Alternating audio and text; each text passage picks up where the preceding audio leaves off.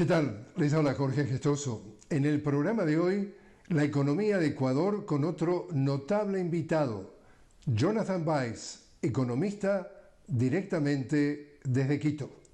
Jonathan Báez, una cálida bienvenida al programa. Saludos, estimado Jorge. Para mí es un honor estar aquí junto a ti en este día. El honor es también nuestro. Jonathan, tú has escrito en Twitter, lo que ahora es la plataforma X. Leo lo que tú has escrito y tú has dicho, paso número 1, para ser rico en Ecuador, elude impuestos con paraísos fiscales. Paso número 2, hereda. El diario brasileño Folha de Sao Paulo ha publicado que el actual presidente, es decir, Daniel Noboa, es uno de los principales beneficiarios y dueños de una empresa que se llama Lanfranco Holdings. Esto es en paraísos fiscales en Panamá y es heredero también para un público que nos ve fuera del Ecuador de Álvaro Noboa, considerado el hombre más rico de Ecuador o uno de los más ricos. Todo esto, todos estos antecedentes, ¿puede tener algún impacto en la manera que el presidente actual Noboa, que lleva desde el 23 de noviembre en la presidencia, conduce los destinos económicos del Ecuador? Por supuesto que sí, esto nosotros lo conocemos en la academia como captura de la decisión de la política pública por parte de la élite empresarial. Es decir, cuando un sector corporativo que beneficia exclusivamente a su sector, incluso a su holding empresarial, y que esto de alguna manera se hace a cuestas de perjudicar a la población que está ahí sentada. Entonces, por ejemplo, aquí ya tuvimos el caso con lo que hizo el presidente Guillermo Lasso, cuyo gobierno básicamente trató de beneficiar al sector financiero porque él provenía del sector financiero. Ahora el presidente Noboa se sienta pues en el sillón presidencial y él pertenece a un sector que está diseminado en varias ramas básicas, es el sector bananero y también el sector de producción molinera. Lo interesante está en que este personaje proviene de este holding empresarial, de un grupo económico denominado Grupo Económico Noboa, el cual tiene deudas por más de 167 millones de dólares en lo que tiene que ver con impuestos y las multas de por medio. Entonces, cuando llega problemas que tiene el Ecuador en temas de seguridad, de salud, de educación, de empleo, va a enviar leyes, decretos, acciones, políticas públicas que traten de alguna manera de matizar estos problemas sociales urgentes. Pero la primera ley que envía tiene que ver con el tema de recorte de impuestos, sobre todo la riqueza, porque básicamente son impuestos que tratan de crear unas zonas que se denominan zonas francas, en las que jamás un microempresario va a invertir, porque no tiene los recursos, está destinado solamente a los grandes holdings empresariales. Entonces, en uno de estos articulados de la primera ley que envía cuando se siente en el sillón presidencial, tenía una disposición en la que básicamente hace una condonación de impuestos, beneficiándose directamente en ese momento. Entonces, nosotros ahí claramente tenemos esta situación en la que una persona llega para beneficiarse de las decisiones de política pública. Nosotros tenemos este claro ejemplo cómo ocurre esta situación. Llega, se sienta, elimina impuestos e incluso se quiere eliminar los impuestos que debe su grupo económico y no así pues las deudas que tiene el gobierno, el ejecutivo, la presidencia, con nosotros vemos ahí cómo ocurre esta situación. Si es que la Asamblea Nacional, que básicamente es como el Congreso aquí, no imponía candados a esta situación, claramente el presidente Noboa se hubiera beneficiado directamente de esta ley, la cual pues nuevamente lo que tenía como fondo es quitar impuestos, lo logró, y también quería hacer una exoneración de los impuestos que no había pagado su Grupo Económico Novoa. Entonces, ahí tenemos la primera situación. Y pues otra situación que se quería beneficiar el presidente Noboa tiene que ver con un sistema impositivo. Aquí en el Ecuador, por el tema de salida de capitales del país hacia el extranjero, se pagaba un impuesto que se denomina impuesto a la salida de divisas. La gran oferta de campaña del presidente Noboa era eliminar este impuesto que Guillermo Lasso ya lo estaba eliminando, bajándolo del 5% a casi el 3,5%. El presidente Noboa tenía como gran oferta de campaña eliminar este impuesto cuando el común de los mortales de la población ecuatoriana, migrantes, son los que nos envían dólares y benefician al país. Entonces, aquí tenemos como un presidente en lugar de tomar el sillón presidencial, tomando decisiones políticas públicas que solo tiene como objetivo beneficiar e incrementar su riqueza a costa de empobrecernos cada vez más. Y la última acción fue esta, con la ley que se discutió en los últimos días y que finalmente pasó, en la que el presidente Noboa, para tratar de recuperar todos estos impuestos que perdonó a los grandes, es implementar un impuesto al valor agregado, aumentándolo del 12 al 13% durante ya definitivamente, y todos los recursos que perdió por perdonar impuestos de la riqueza, ahora los trata de recuperar cobrando impuestos a las personas de las clases medias, clases vulnerables. Ahí básicamente vemos la importancia de quién está sentado en el sillón presidencial, quién está tomando las decisiones y cómo estas pueden, o muy limitado como es las grandes fortunas del país, incluyendo, como había mencionado Jorge hace un momento, el tema del papá y el mismo presidente Noboa, que también pertenece al grupo económico Noboa. Y una parte final quizás es importante mencionarlo. Se indicó que en este momento hay un conflicto en este momento con Rusia por la distribución de armamento a Estados Unidos. La respuesta del presidente Noboa básicamente es, en unas declaraciones anteriores, el grupo económico Noboa no exporta a Rusia, por lo tanto, no le importa qué va a pasar con los exportadores bananeros que sí lo hacen hacia este país. También hablemos de lo que tiene que ver con el pedido de préstamos. De acuerdo al Fondo Monetario Internacional, Ecuador es el segundo país más endeudado después de la Argentina, el quinto país del mundo endeudado. Está pidiendo nuevamente dinero y dice entonces el presidente Noboa que en caso de que ese dinero no llegue a la brevedad, porque dentro de las cosas que se comenta es que el sueldo de los empleados públicos de este pasado mes de enero ya no habría ni siquiera ese dinero para pagarlos.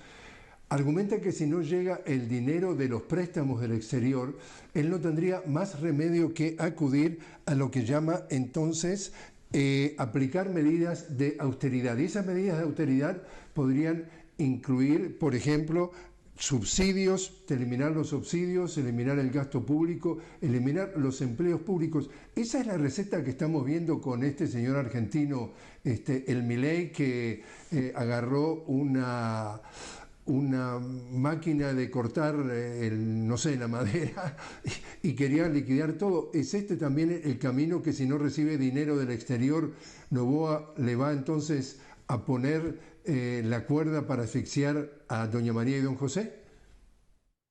Por supuesto, lo que tenemos ahí claramente es esta doctrina del ajuste, ¿no? Toda esta situación que básicamente trata de alguna manera subsidiar a la riqueza. Mucho se habla del tema de quitar subsidios, ¿no? Pero se le llama subsidio cuando se le da a la población en general, a las capas medias, a las capas vulnerables. Pero cuando se le da un subsidio a la riqueza, como fue la primera impuestos y la exoneración de impuestos, entonces ahí sí estamos hablando nosotros básicamente le llaman incentivos. Esto claramente lo que el presidente Noboa quiere hacer es un subsidio a la riqueza, mientras que nos quita subsidios a la población ecuatoriana. Yo soy docente universitario y en ese sentido nosotros vimos cómo nuestros sueldos llegaron sumamente tarde, pero esto era básicamente un mecanismo de presión para que el tema del alza del impuesto al valor agregado sea aprobado. Ese era el fin de esta situación. Y lastimosamente, nosotros vemos cómo la población ecuatoriana, frente a un elemento que tiene que ver con la doctrina del shock, ¿no? Es decir, con algo, un hecho que ocurrió aquí en el país, se tomó un canal estatal público de televisión y eso desencadenó pues una suerte de preocupación generalizada. Lo que quería hacer era subirnos los impuestos al valor agregado. Ese era el único fin, un impuesto regresivo, pero nunca implementaron un impuesto progresivo. Afortunadamente la Asamblea en las discusiones tomaron pues medidas interesantes respecto a así grabar los impuestos de la riqueza y esto permitió de alguna manera que se matizara esta situación. Lastimosamente se perdió pues la batalla, nos terminaron subiendo el impuesto al IVA y lastimosamente este era el primer paso, ¿no? Ahora a mí me preocupa en demasía que esto repercuta en que esos recursos que se generaron no es para pagar los sueldos, no es para atender seguridad social, no es para atender gasto social, educación, salud, seguridad, es básicamente para pagar deuda externa. Ese es el fin que se tiene de estos recursos que se han retomado. Entonces, claro, por una parte está esta doctrina del ajuste, del tema de reduzcamos sueldos, paguémoslo tarde, y están el sueldo pronto, yo no pago las tarjetas de crédito, me cobran intereses, y si es que no tengo el sueldo pronto, yo tengo que endeudarme con el país. En el Ecuador, las personas están difiriendo el pago de los alimentos, de lo que se consume en un mes, a 3 o 4 meses. Esto muestra la situación complicada del país, que no solamente está ahogado en deudas en términos macroeconómicos, sino las familias ecuatorianas están también endeudadas, pero de esto hay una contraparte que se beneficia, y este es el sector financiero privado. Jonathan, te invito a hacer una pequeña pausa. Estamos hablando con Jonathan Báez directamente desde Quito sobre la economía del Ecuador. Jonathan es un economista. Enseguida regresamos.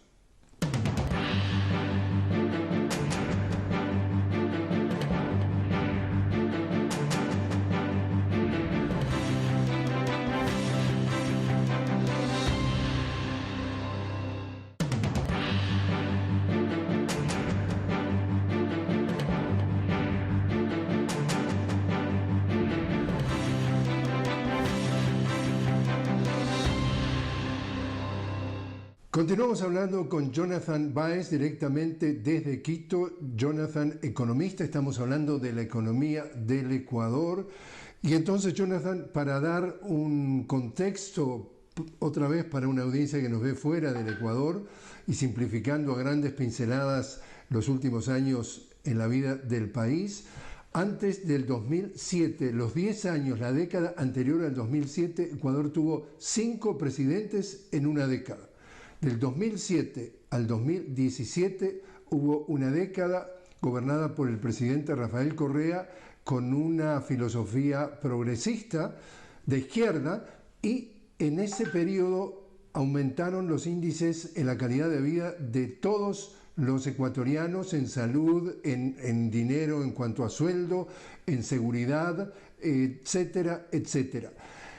Termina la presidencia de Correa, lo pone como candidato a la presidencia a su heredero, que se llama Lenín Moreno. Ese señor, de acuerdo con Correa, pocos meses después se transforma en un traidor, le da vuelta la filosofía del progresismo y se engancha con el neoliberalismo. Y allí empieza para muchos la debacle de los últimos años del Ecuador. Este señor Lenín Moreno, que está casi como prófugo hoy en Paraguay en calidad de un representante de la OEA, está nombrado en justamente el evitar los pagos de impuestos a través de un informe que se llama los INA Papers. Le sigue entonces a Lenín Moreno otro personaje también que aparece como evasor de impuestos, que es el principal banquero del Banco de Guayaquil. Estamos hablando de Guillermo Lasso. También no solamente aparece en los Pandora Papers, sino en los Panama Papers, no pagando impuestos. Y venden entonces, la pregunta que se hace la gente, ¿cómo es que si tuvieron 10 años de progreso durante lo que se llamó el correísmo, votan por estos señores? Es a través de los medios hegemónicos se encargan de ensuciar a toda esa filosofía económica, y dicen que eran unos corruptos y los empiezan a perseguir, tanto que muchos de ellos han tenido que irse del país y algunos están tras las rejas. ¿Cómo explicas tú que esta élite a la que tú hacías referencia al comienzo de este programa se ha apoderado no solamente del control económico del país, sino del control del discurso, para transformar a los que defienden a los ecuatorianos en victimarios, y a los que realmente gobiernan para ellos mismos en víctimas? ¿Cómo se explica? Bueno, Jorge, me parece que eso se explica porque hay que ver nuevamente de dónde provienen estos actores económicos. Tú mencionabas, por ejemplo, también a Milei, y esto también tiene una explicación de lo que pasa a escala general. Proliferan no solo estos medios hegemónicos, estos grupos económicos de la comunicación, le llamo yo, de acciones en más empresas, y que claramente lo que hacen es beneficiarse al atacar a estas posiciones progresistas. En Argentina, con el tema de lo que fue Cristina Fernández de Kirchner, por ejemplo, con lo que fue en Lula, con lo que es también en el Ecuador, con el presidente Correa, que aparte de mejorar los índices de bienestar social, mejoraron muchísimo el tema de desigualdad, bajó demasiado, también tenemos el tema de la precarización, bajó muchísimo, que aumentaron cuando estos personajes llegaron al poder.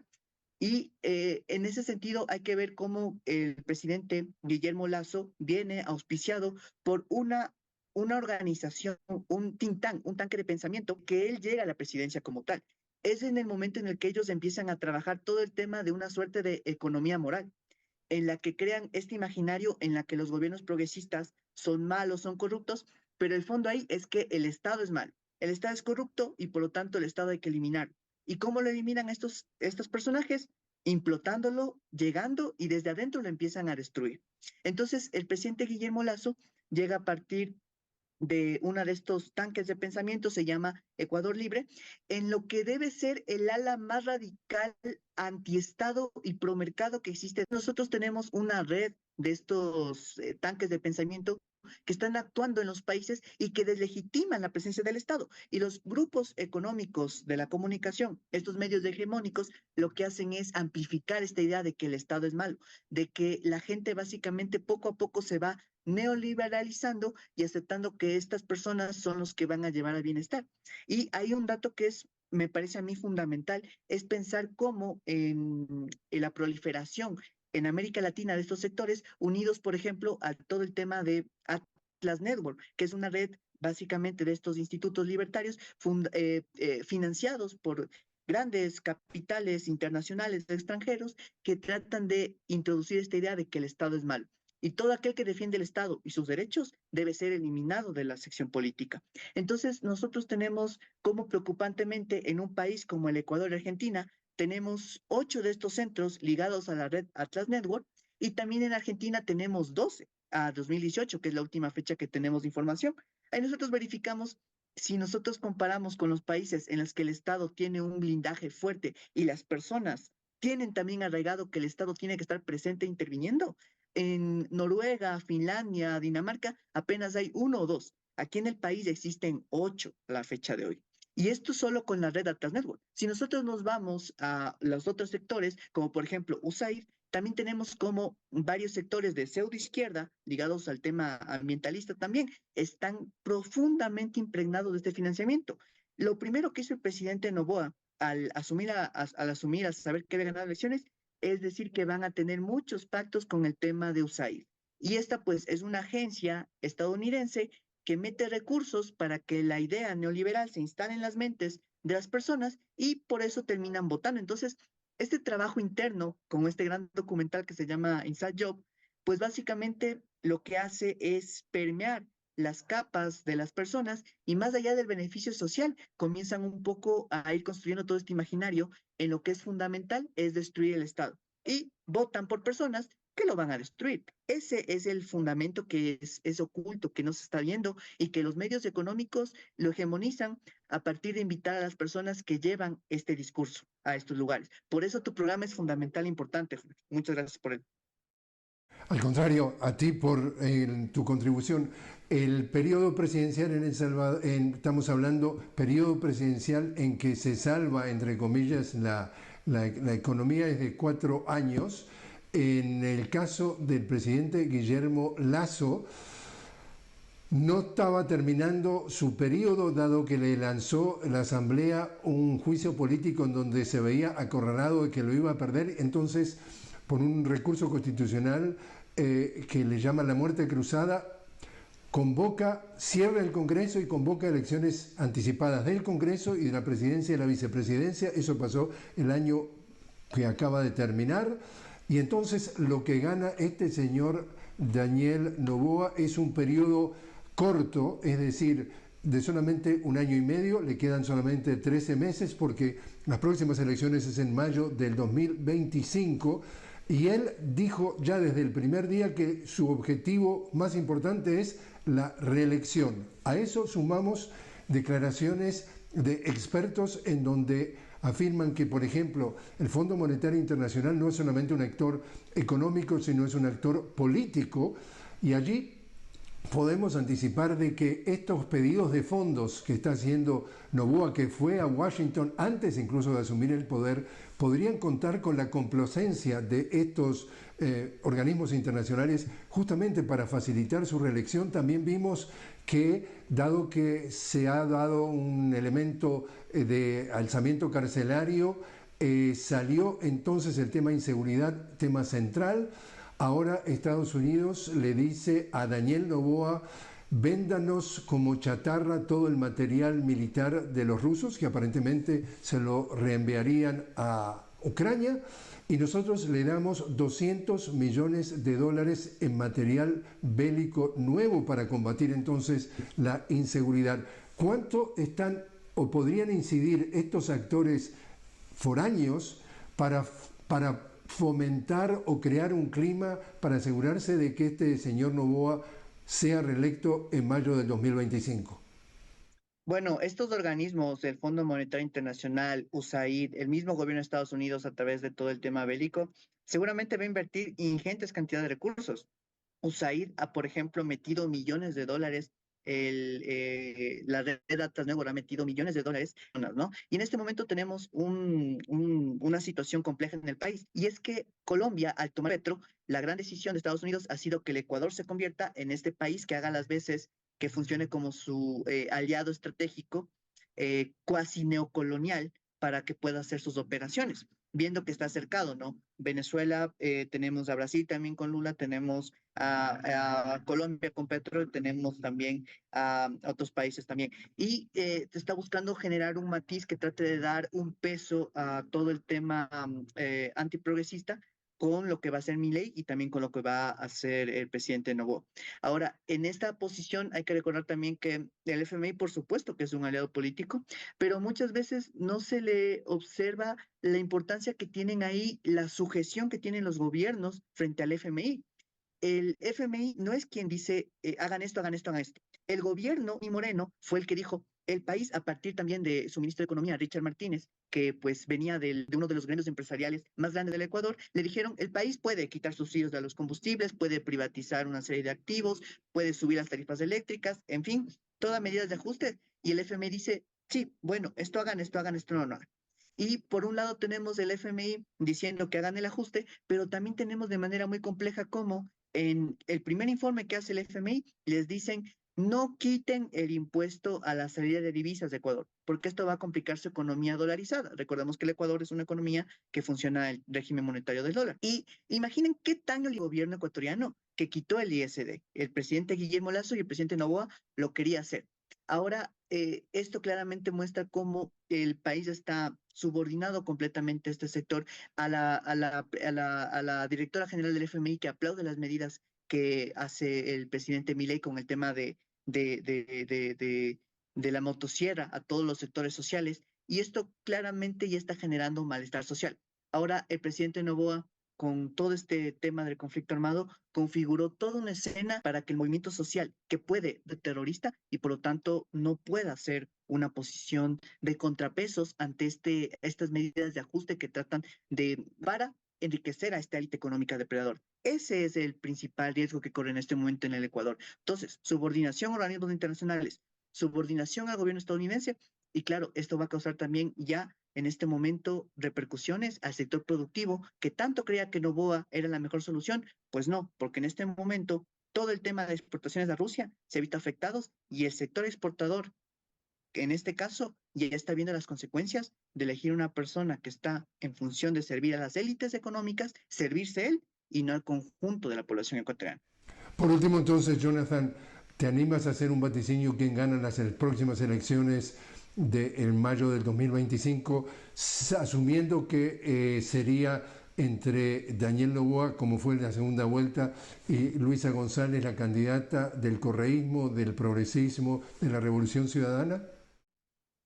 Me parece que la doctrina del shock y todo lo que se ha construido legitimado en el progresismo pueda llegar. Pero como bien dicen, esto es un campo en disputa en el que los dados en el país, la derecha libertariana, al final son dados. Y me parece que puede pasar. Y ahí no solamente tenemos que pensar en qué pueden hacer esos sectores, sino nosotros en los espacios académicos, en los espacios sociales, nuestras redes personales, y programas como este que tratan un poco de generar un balance a estas posiciones libertarianas, que me parece que se están logrando porque en la última ley logramos tener incidencia desde la Universidad Central del Ecuador, Universidad Pública, para que en los debates se estableciera que no solo era importante un candado a que el presidente no pague impuestos, había que tener un candado para que no solo la población pague impuestos con el tema del impuesto al valor agregado y se implementaron impuestos de la riqueza. Es decir, tuvimos pasos adelantes. Logramos que se cobren impuestos a la banca, logramos que se cobren utilidades a los grupos empresariales que más ingresos tuvieron y logramos que el ISD, el impuesto de salida de divisas que impide la fuga de capitales, suba nuevamente a 5%. Necesitamos que no solo tomen las posiciones las personas que están en el lado de la Revolución Ciudadana, sino también personajes que pensamos en que las grandes mayorías tienen que ser las beneficiarias de la política pública y no solo una élite económica depredadora, tal como está ocurriendo en este momento con el presidente Noboa, con el presidente Lazo y lo que fue con el presidente Moreno. Jonathan Máez, muchísimas gracias por haber estado con nosotros. Muchas gracias, Jorge.